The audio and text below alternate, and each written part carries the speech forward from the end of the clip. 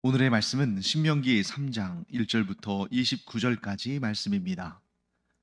우리가 돌이켜 바산으로 올라가매 바산 왕 옥이 그의 모든 백성을 거느리고 나와서 우리를 대적하여 에드레이에서 싸우고자 하는지라.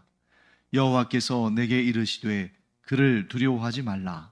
내가 그와 그의 모든 백성과 그의 땅을 내 손에 넘겼으니 내가 헤스본에 거주하던 아모리 족속의 왕 시온에게 행한 것과 같이 그에게도 행할 것이니라 하시고, 우리 하나님 여호와께서 바산 왕 옥과 그의 모든 백성을 우리 손에 넘기심에 우리가 그들을 쳐서 한 사람도 남기지 아니하였느니라.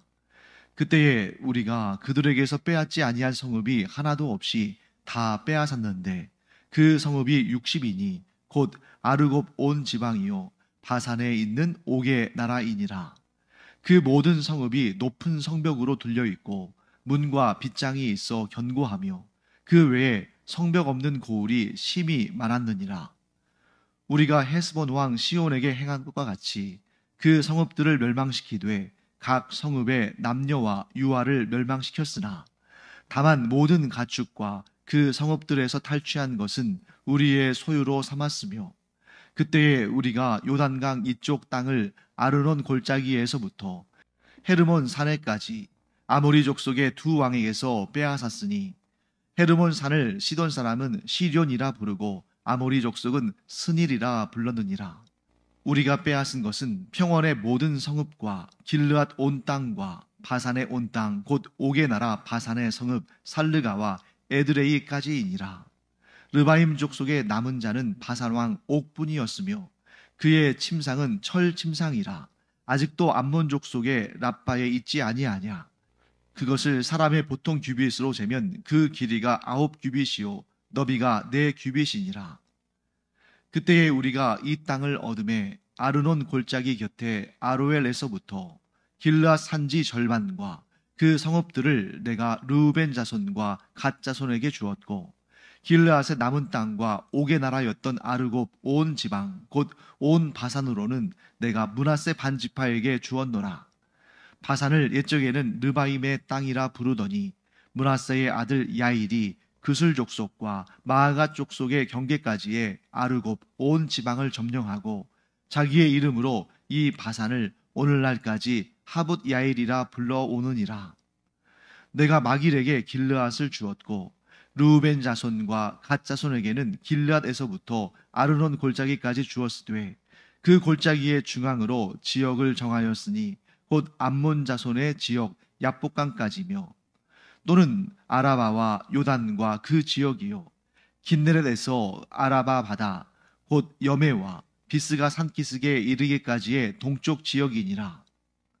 그때에 내가 너희에게 명령하여 이르기를, 너희의 하나님 여호와께서 이 땅을 너희에게 주어 기업이 되게 하셨은즉 너희의 군인들은 무장하고 너희의 형제 이스라엘 자손의 선봉이 되어 건너가되, 너희에게 가축이 많은 줄 내가 아노니 너희의 처자와 가축은 내가 너희에게 준 성읍에 머무르게 하라.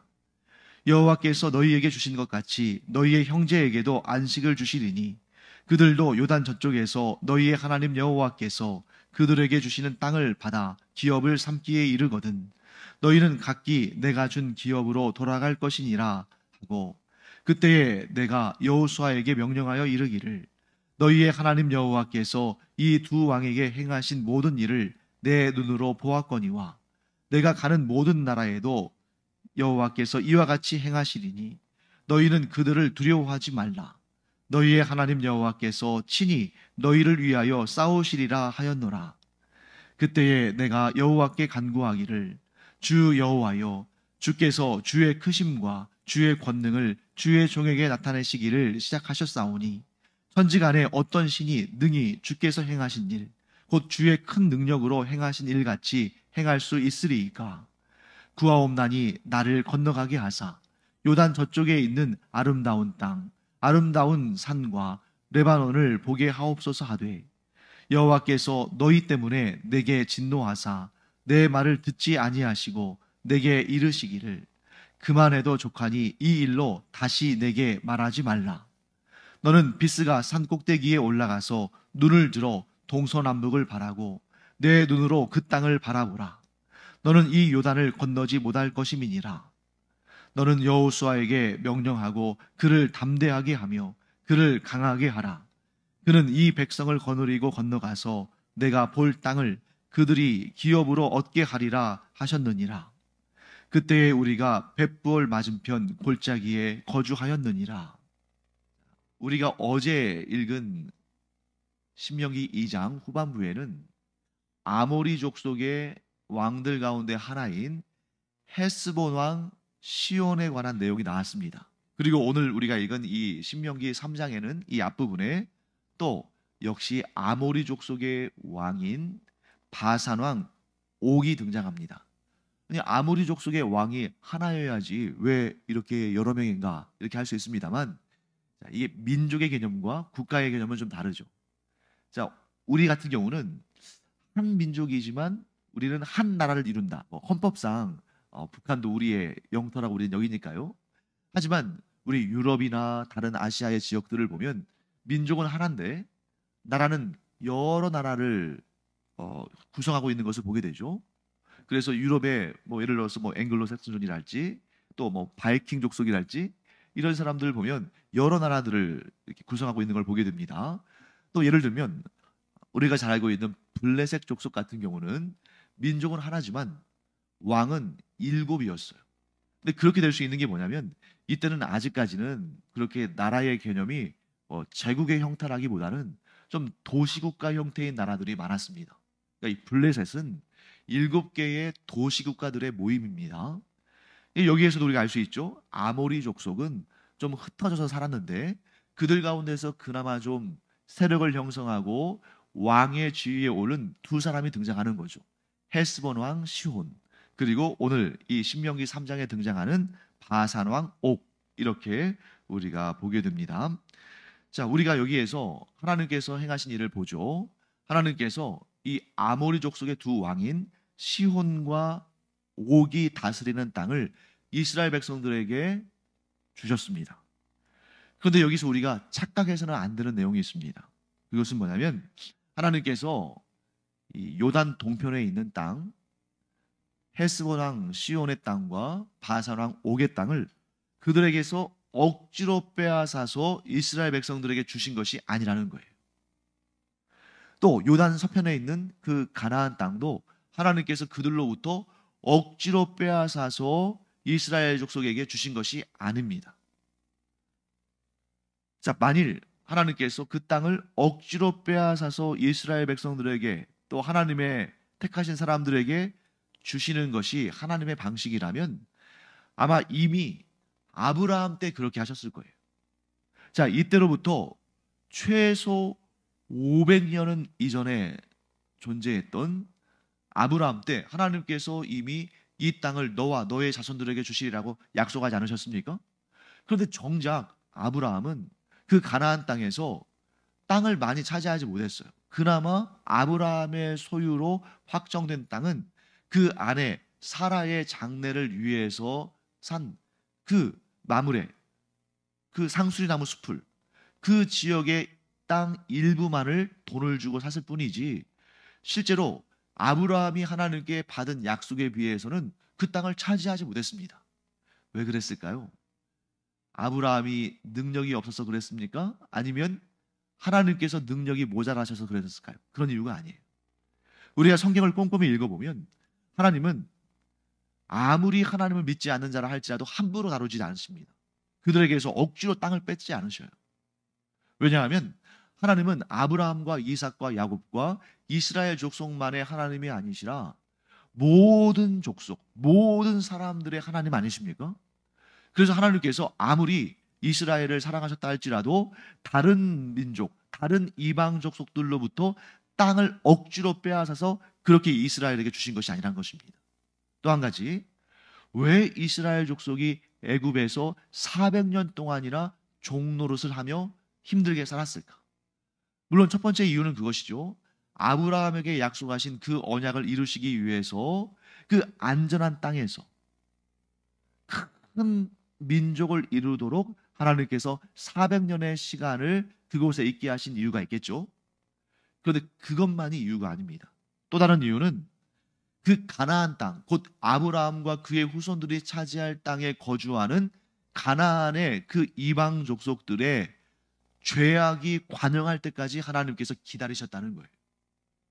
그러니까 하나님께서 원하시면 언제든지 그 가나안 땅에 있는 사람들의 땅을 빼앗아서 이스라엘 족속에게 주실 수 있으셨지만, 하나님은 그들의 죄악이 관영하기 전까지는 그들의 땅을 억지로 빼앗지 않으신다.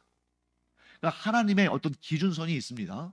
그 기준이 어느 정도인지 우리는 알 수 없지만, 유일한 심판자이시고 판단자이신 하나님 보시기에 그 하나님의 기준선을 넘어서지 않으면 그들에게도 여전히 은혜와 긍휼을 베푸시는 것입니다.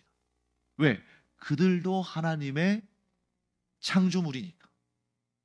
여러분, 우리가 사회에 나가 살아갈 때에 기독교인들만 다 잘 되고 다 성공하고 모든 분야에 기독교인들이 다 최고의 자리에 올라가고, 하나님을 섬기지 않는 사람들은 다 하는 일마다 안 되고 또 진급도 못하고 가난하고 실패하고, 그럴 것 같지만 그렇지 않다는 거죠. 왜? 그들도 하나님의 사람들이고 그들도 구원이 필요한, 그래서 예수 그리스도께서 그들을 위해서도 피를 흘리셨다는 것입니다. 그리고 우리도 그들 중에 하나였고, 그렇기 때문에 하나님은 비록 하나님을 섬기지 않는 자들이라 할지라도 그렇게 함부로 다루지 않으시고, 그들의 재산도 그들의 생명도 함부로 걷어가지 않으신다. 그렇기 때문에 지금 여기에서 헬스본 왕 시온과 바산 왕 옥이 하나님의 징계를 받고 땅도 빼앗기고 그 백성들도 다 죽게 되는 그러한 지경에 이른 데에는 뭔가 이유가 있는 거죠.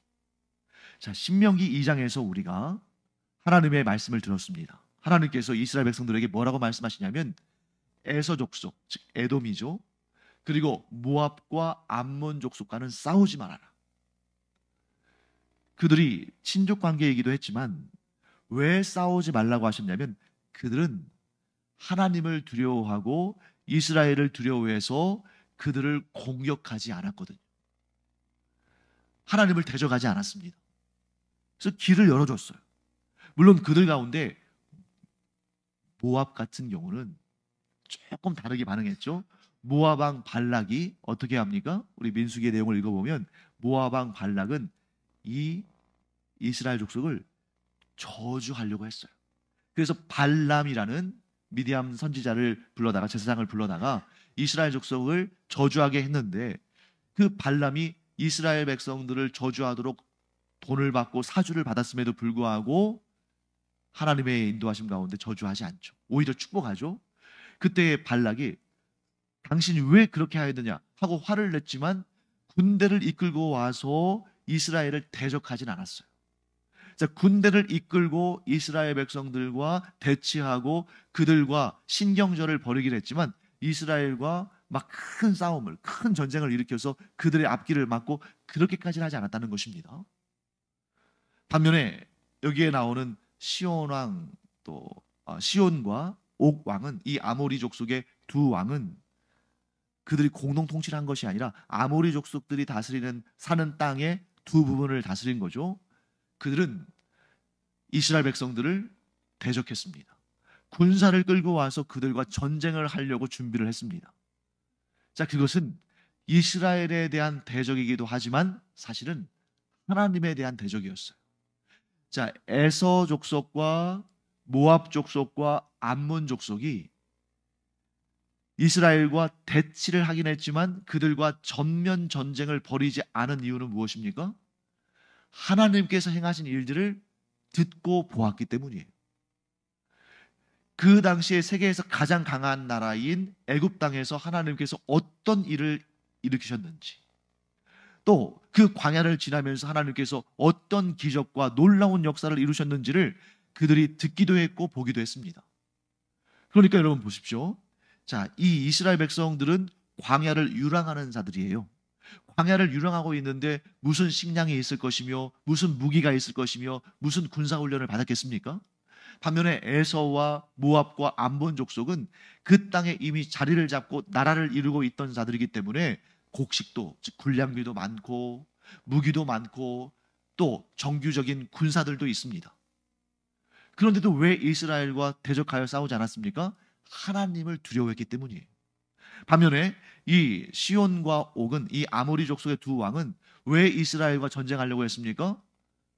그들도 하나님께서 행하시는 일들을 들었고 보았고 알고 있었음에도 불구하고 하나님을 대적하겠다는 그런 교만하고 강팍한 마음을 가졌기 때문이죠. 결국 그들이 멸망한 것은 그들이 이스라엘과의 싸움에서 힘이 약해서 멸망한 것이 아니라 하나님을 대적했기 때문이다 하는 것을 우리가 보게 됩니다. 그래서 그 땅을 하나님께서 이제 시온과 옥으로부터 빼앗아서 이스라엘 백성들에게 주시는데, 자, 그 땅은 원래부터 이스라엘에게 주시기로 약속하신 땅의 목록에 들어가 있을까요? 들어가 있지 않을까요? 들어가 있지 않아요. 하나님께서 아브라함과 그의 후손들에게 주시기로 약속한 땅은 요단강 서편의 가나안 땅이지 요단강 동편의 땅이 아닙니다. 은혜로 주어진 거예요. 무엇 때문에? 이스라엘이 하나님께 충성하고 이스라엘이 하나님 앞에 의를 이뤘기 때문에 그 땅을 은혜로 선물로 주셨습니까? 아니에요. 악인이 하나님을 대적하기 까닭에 그의 소유를 빼앗아서 하나님께서 취하셨습니다. 그런데 하나님께서 그 땅을 그냥 가지고만 계신 것이 아니라 누구에게 주셨어요? 이스라엘 백성들에게. 그래서 여러분, 성경에 보면 이런 내용들이 자주 등장합니다. 하나님은 악인의 것을 빼앗아 의인에게 주신다. 하나님은 불의한 자의 것을 빼앗아 선한 자에게 주신다. 그게 하나님의 원칙이에요. 왜 하나님이 그렇게 하실 수 있습니까? 모든 것이 하나님의 것이니까. 하나님은 누구의 것을 그들로부터 거두셨다고 해서 하나님이 도둑이 되는 게 아닙니다. 왜? 애초부터 모든 것이 하나님의 소유니까. 그러니까 하나님은 소유권만 변경시켜 주시는 거예요. 그 누구도, 어떤 사람도 이것이 원래부터 내 것이라고 주장할 수 있는 사람은 아무도 없습니다. 가나안 땅에 살고 있는 그 일곱 족속도 그 땅은 원래부터 우리 것이라고 주장할 수 있는, 그 소유권을 주장할 수 있는 민족은 아무도 없어요. 왜? 모든 것은 하나님의 것이니까. 소유권만 바뀌는 거예요. 이용권만. 자, 그러다 보니까 여러분, 요단강 동편 땅은 하나님의 약속으로 주어진 땅이라기보다는 그냥 은혜로 주어진 땅입니다. 물론 약속으로 주어진 땅도 은혜로 주어진 땅입니다만, 이 동쪽 땅은 생각지도 못했는데 은혜로 받은 땅이에요. 우리의 삶과 비슷하지 않습니까? 우리가 뭘 잘해서 하나님께서 상으로 주시는 부분도 있지만 우리가 그것을 받을 만한 자격도 능력도 공로도 없는데 하나님께서 은혜로 주신 것이 있잖아요. 그래서 우리가 기도할 때 이렇게 기도하는 것이 중요합니다. 자, 예를 들면 이제 수험생들이 지금 이제 수능 시험이 얼마 안 남았잖아요. 얼마나 간절히 기도하겠습니까? 그런데 우리는 분명히 압니다. 열심히 준비한 아이들이 좋은 성적 낼 것이고 펑펑 놀고 준비하지 않은 학생은 좋은 성적 못 내겠죠. 펑펑 놀면서 준비도 하나도 안 했는데 하나님께 좋은 성적 갖게 해달라고, 좋은 성적 얻게 해달라고 기도하면 그건 양심불량 아닙니까?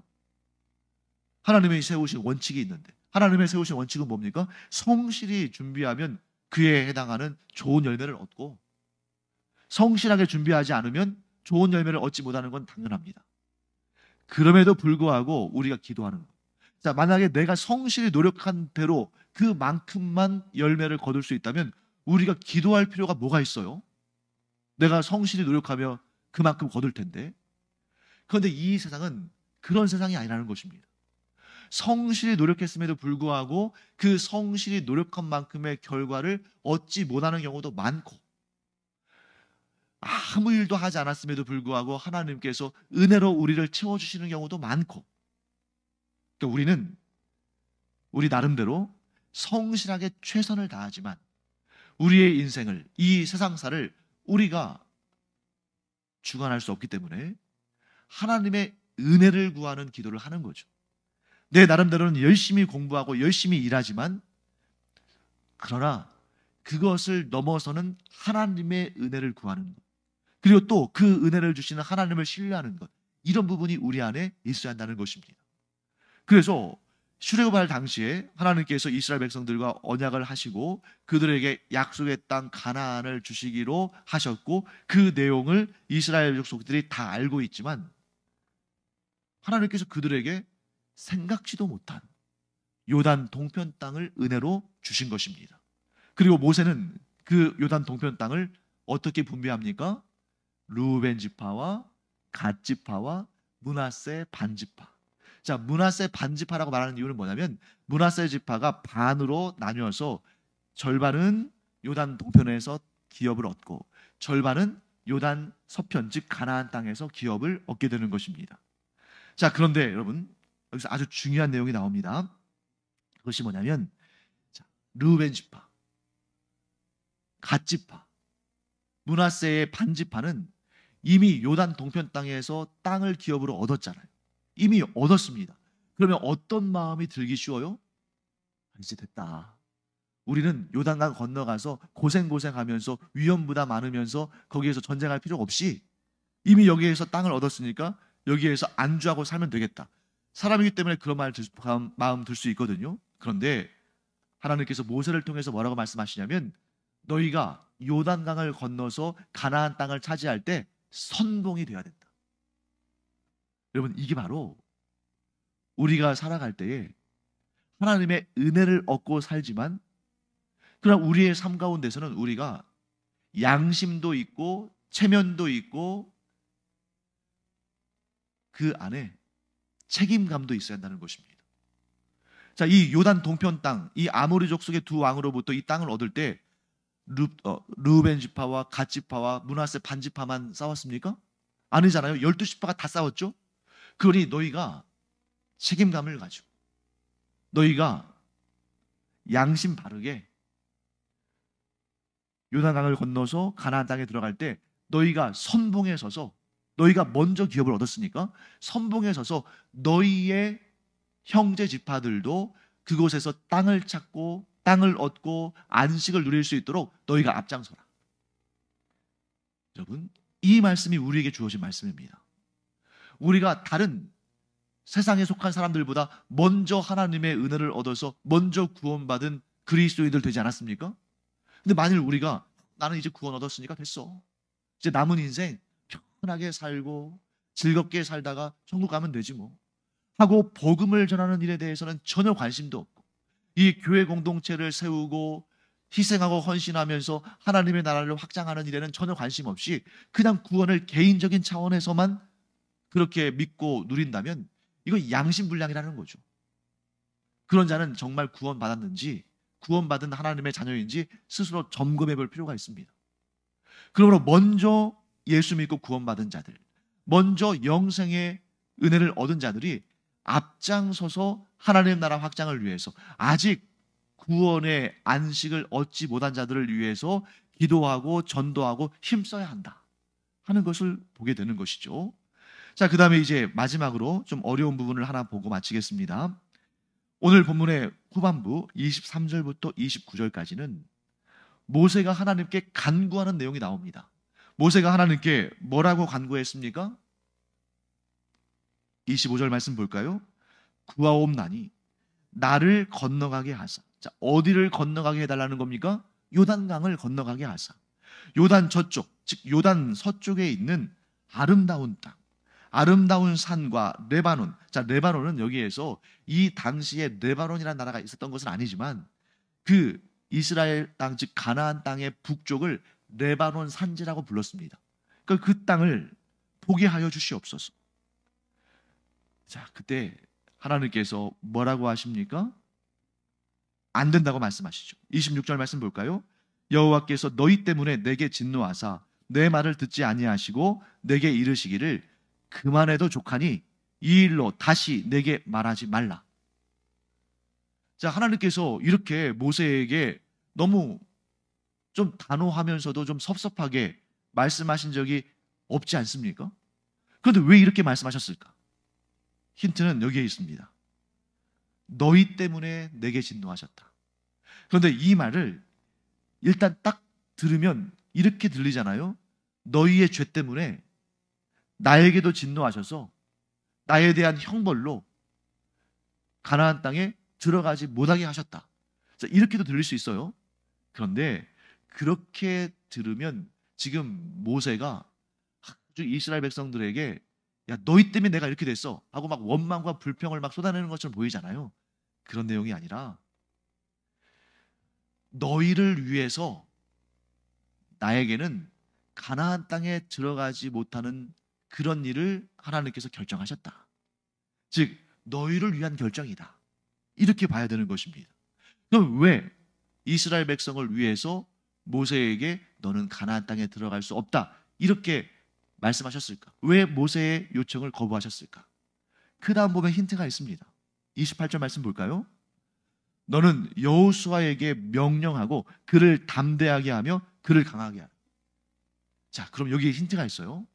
반대로 모세가 자기의 소원대로 하나님께 간구한 대로 가나안 땅에 들어갔다면 어떻게 됐을까요? 여호수아는 담대할 수 없었을 겁니다. 여호수아는 강할 수 없었을 거예요. 왜? 모세가 있으니까. 지금도 40년 동안 이스라엘 백성들이 모세를 통해서만 하나님께로 나아갔잖아요. 모세를 통해서만 그들이 하나님의 뜻을 전달받고 그들이 광야를 40년 동안 유랑하지 않았습니까? 그런데 이제 이 모세가 요단강을 건너가서 그들과 함께 가나안 땅에 들어가게 되면 세대 교체가 이루어지지 않는 거예요. 하나님께서 40년 동안 이스라엘 백성들을 광야에서 유랑하게 하신 이유가 무엇입니까? 세대가 교체되게 하셨잖아요. 불신앙으로 반응했던 자들, 가데스 바네아에서 불신앙으로 반응하면서 우리는 이제 다 죽게 되었다. 그 땅에 거주하는 자는 안악자손과 같이 장대하고 우리는 그들에 비해서 메뚜기처럼 작고 약한데 우리가 그 땅에 올라가서 싸우다가는 우리는 다 죽게 생겼다. 이렇게 불신앙으로 반응했던 자들은 다 광야에서 죽습니다. 물론 어떤 이는 불신앙에 대한 죄로 급작스럽게 죽기도 하지만 대부분 나이 들어서 죽었어요. 그러니까 하나님께서 그들로 하여금 천수를 누리게 하셨습니다. 그러니까 대략 한 70세, 80세, 90세 이렇게 돼서 죽은 거예요. 그리고 나서 이제 지금 가나안 땅에 들어가게 되는 자들은 출애굽 2세대, 대부분 40대, 50대, 60대 이 정도예요. 그런데 그들이 가나안 땅에 들어갔을 때 여전히 모세만 바라고 있다면, 그런데 모세는 이미 나이가 몇 살입니까? 120살이에요. 하나님께서 그와 함께 하셔서 그의 사명을 완수하기까지 건강을 주셔서 그가 여전히 눈이 흐리지 않고 팔다리가 강한 힘을 가지고 있었지만, 그러나 이제는 인생을 마무리할 때가 됐잖아요. 그래서 하나님께서는 그가 들어가는 것이 모세 자신에게는 소원을 성취하는 일이지만 전체를 보시는 하나님의 입장에서 볼 때는 그게 좋은 일이 아닌 거죠. 자, 여기에서 저는 아주 중요한 인생의 교훈을 우리가 얻을 수 있다고 봅니다. 내 당대의 모든 것이 다 이루어지진 않는다. 내가 바라고 소원하는 것이 다 응답되는 것은 아니다. 왜? 나는 하나님의 그 영원한 역사의 한 점일 뿐, 나는 하나님이 아니다. 나는 영원한 존재가 아니다, 이 땅에서는. 그렇기 때문에 우리는 어떤 마음을 가져야 되냐면 겸손하게 이 역사의 주인공은 내가 아니다. 그러므로 내가 모든 것의 주인공이 될 수도 없고 내 뜻대로 다 이루어지는 것도 아니다. 단 나는 이것으로 만족하리라. 이 역사에, 이 장대한 역사의 한 점만도, 한 티끌만도 못한 나이지만 그 짧은 인생 가운데에서 하나님께서 내게 주신 소명을 이루며 사는 것, 그 하나님께서 나를 불러주신 그 소명의 자리에서 최선을 다하고 하나님께서 오라 하시면 아멘 하고 하나님께로 돌아가는 것, 거기에 만족하는 인생을 살면 자기도 행복하고 다른 사람들도 행복하고 하나님도 행복하신데, 자꾸 욕심을 내니까 자기도 힘들고 다른 사람들도 힘들고 하나님도 힘드신 것입니다. 그래서 우리는 꼭 기억하기 바랍니다. 나는 역사의 주인공이 아니다. 역사의 주인은 하나님이시다. 또한 내 당대에 내가 모든 것을 다 이룰 수 있는 것도 아니다.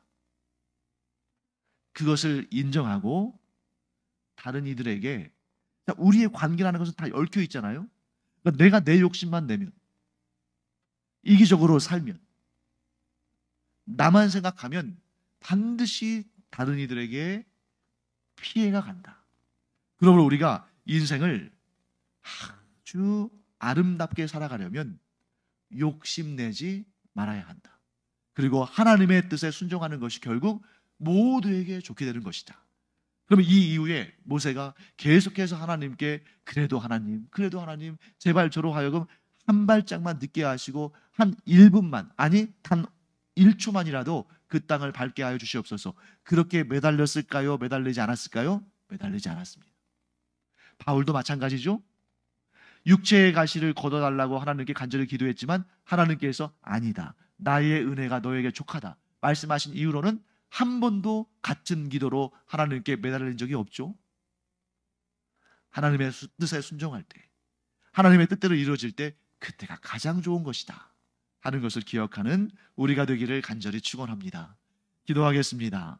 하나님, 저희가 하나님께 간절히 기도하는 사람들이지만 때때로 하나님께서 저희들이 구한 대로 응답하지 않으시는 것을 경험하기도 합니다. 그때 저희가 섭섭해하거나 분노하거나 하나님을 떠나려는 마음을 갖는 것이 아니라 겸손하게 하나님의 뜻을 받드는 내 짧은 소견대로가 아니라 하나님의 그 무한하신 지혜대로 되어져야만 모두에게 좋다는 것을 고백하고 하나님의 뜻에 순종하는 저희들 되게 하여 주시옵소서. 감사드리며 예수님의 이름으로 축복하며 기도합니다. 아멘.